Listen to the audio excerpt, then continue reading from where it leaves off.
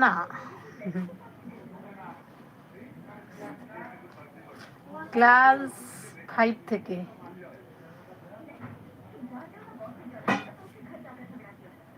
চুল কাটার গল্প বলবো।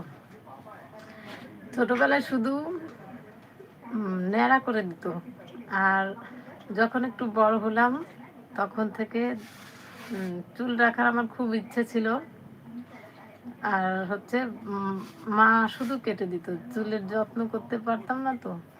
তারপরে ক্লাস 5-এ উঠলাম, তখন থেকে চুল রেখে দিয়েছে, কিন্তু ছোট ছোট করে কেটে দিত, বুঝেছো?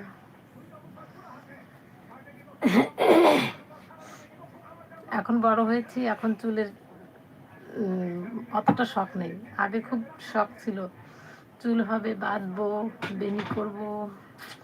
হ্যাঁ, তাই। এখন বড় হয়ে গেছে না, এখন ঝামেলা মনে হয়, এখন আর অত ভালো লাগে না চুল।